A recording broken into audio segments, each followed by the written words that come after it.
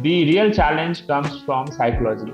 Psychology depends on personal financial situation because your personal financial situation will set your expectation from the market. And if you set unrealistic expectation, that is the root cause of all the psychological issues. So Yep. your personal financial situation is a single most important cause behind psychological issues. So, hi traders. Today I've got one of our funded traders, Rajeev. Rajeev, thank you very much for taking the time out to speak with me today. How are you doing? Thank you for having me. I'm My good. pleasure. How are you? I'm doing well. Thank you very much. So, first of all, congratulations on passing your high stakes program. So now you're a Thank you. 100K funded trader. And I want to just pick your Thank you. brain just a little bit to see first how you did that, because it's not easy, going and doing all of those Yeah. percentages and doing it Yeah. in the fashion that you did it. So do you want to just tell me a little bit about yourself, a little bit about how you got Yeah. into So trading, and we'll take it from yeah, there. let me tell you about my first like academic background. I'm a chartered accountant from India, and I also did like CFA level two from CFA Institute USA. So Hmm. from my academic days, I had hardcore interest in finance. The very first day I started trading, I remember it was November 2008 in Hmm. the time of financial crisis. So back then, I used to trade in Indian stock market.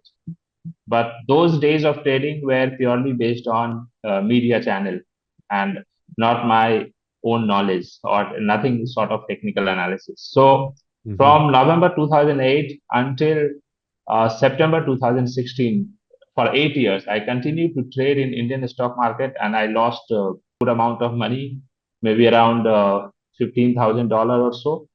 Wow. And but then I realized in September 2016, I remember the day 21st September 2016, I decided to give my full time for learning trading, that is Mm, technical analysis.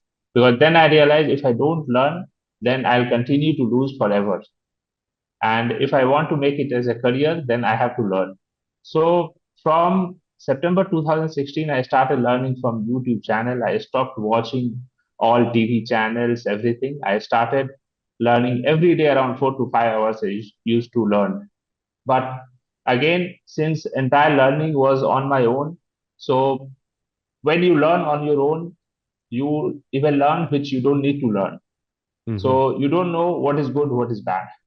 Through trial and error, basically, still I continue to lose from September 2016 also till like last year, I continue to lose money only. So I started prop firm trading from mid 2017.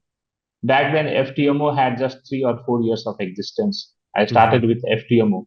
I also traded top step futures because in 2017 there was very less this kind of model. The currently which we have challenge and verification model. Back then in 2017 it was not there. It was just FTMO. Still, I used to lose money. Now my core learning has happened in last 2 years when I have started learning smart money concepts. When all the free stuff of ICT is available now on YouTube, anybody can learn.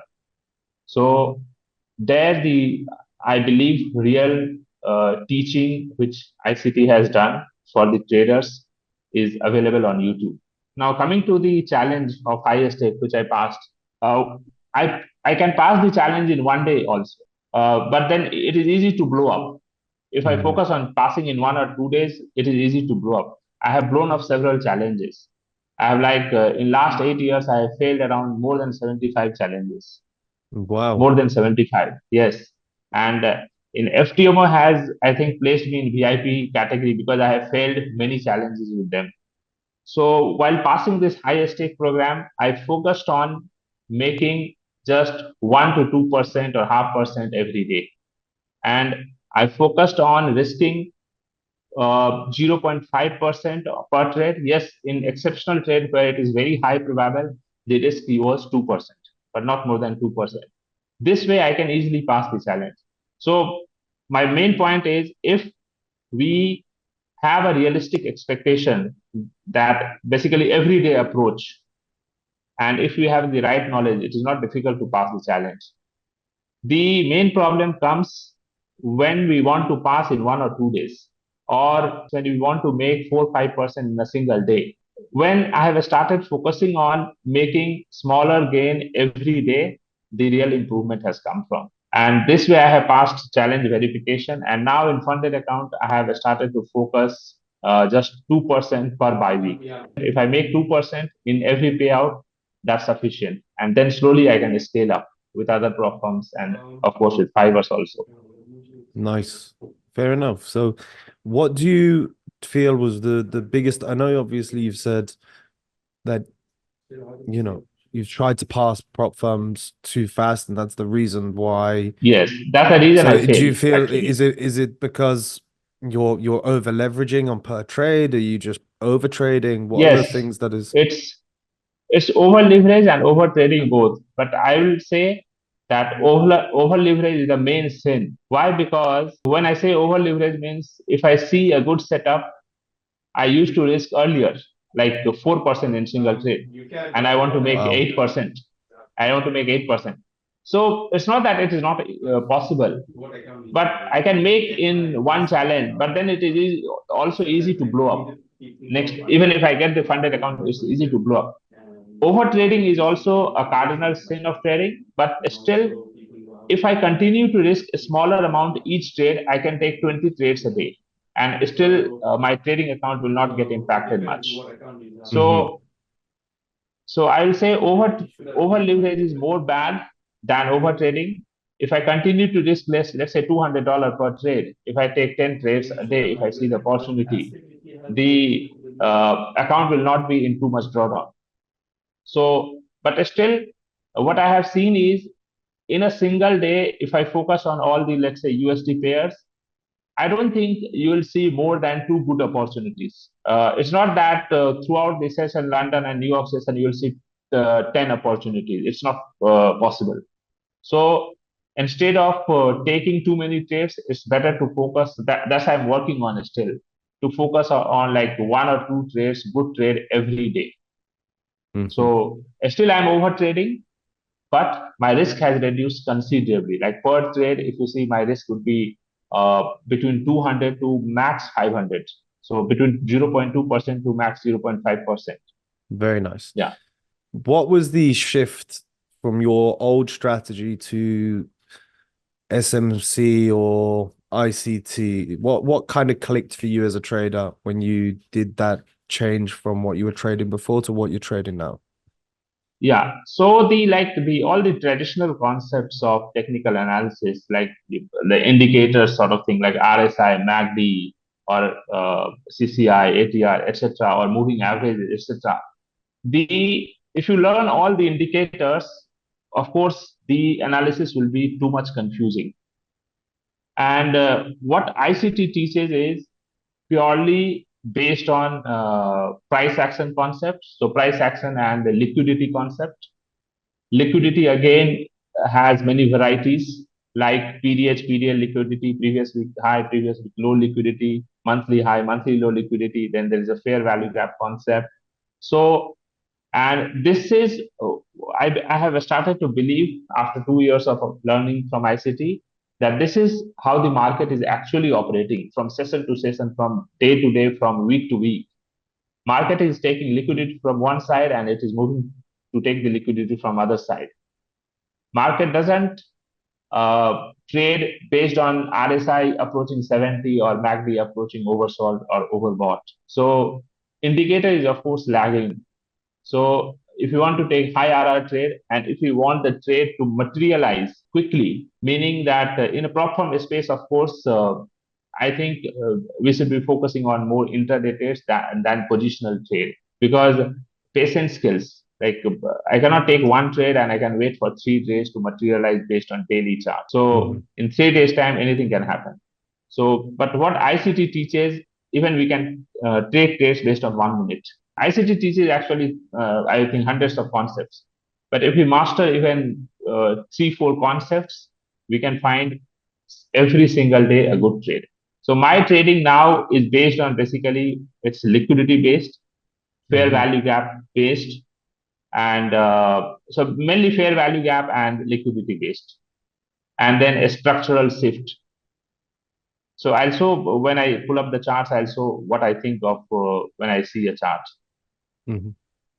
Yeah, do you want to pull up a chart and just give us like a little bit of an analysis of how you mark out charts, how you get into Yeah, sure. trades?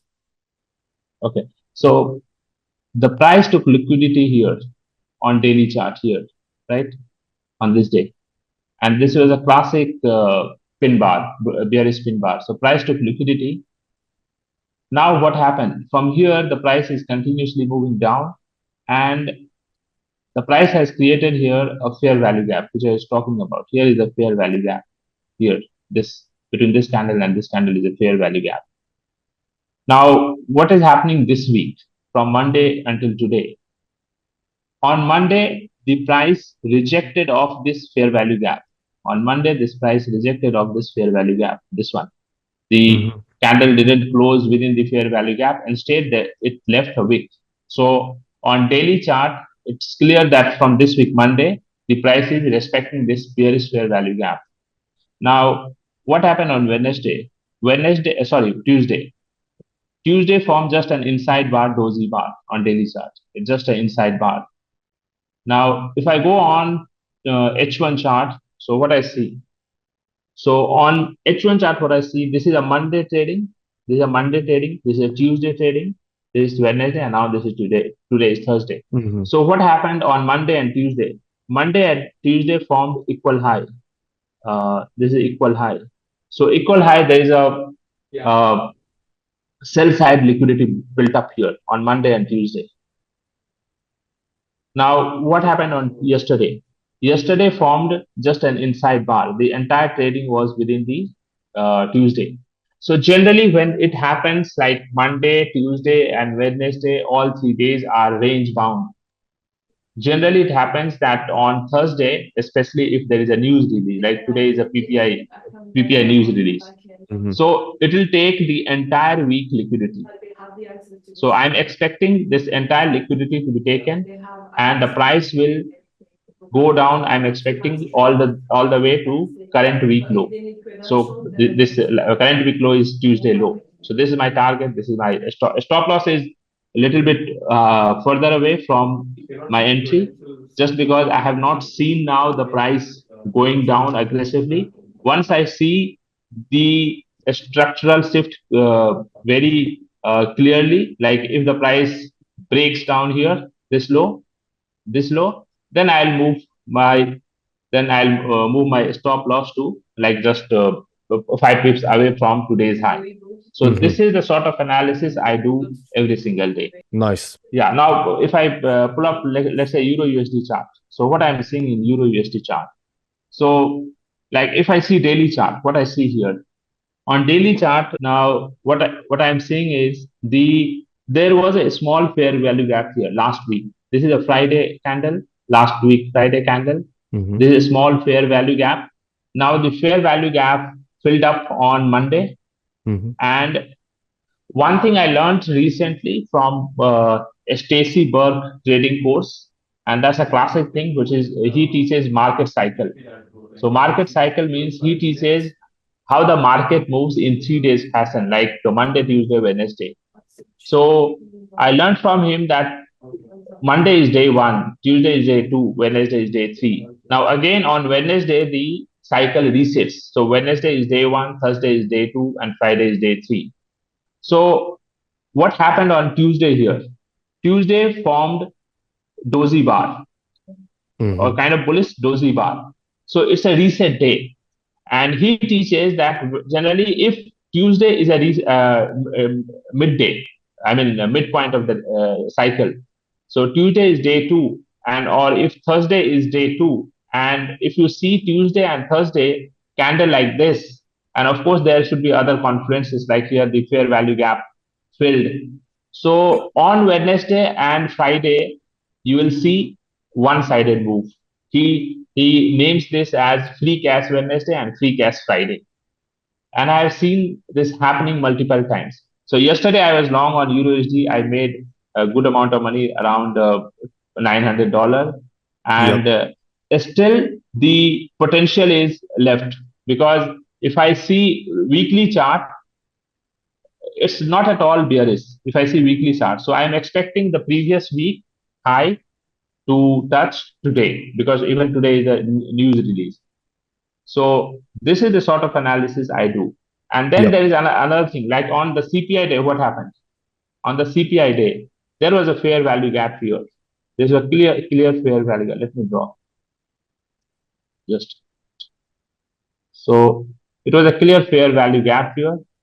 What happened on CPI news on Wednesday, or sorry, on Tuesday? There was a large candle, and then price stopped, and then it respected this fair value gap, and then it started moving away. So there's another concept, like I call it candle concept. If you see a large candle like this is a large candle, news candle, and if the price doesn't go below that candle, and price immediately stops there and it starts to move up, and if this candle high is reached, then it is clear a bullish signal. And this is what has happened. So today it is just a retracement of previous days, which happened normally 50 to 62% retracement can happen. So it has happened. My buy was yesterday at near closing. Hmm. Sometimes uh, I feel that if I might move the might miss the move, so I take little bit early entry, but this I'm working on to improve. But my SL was previous day low, below previous day low, so it is respected.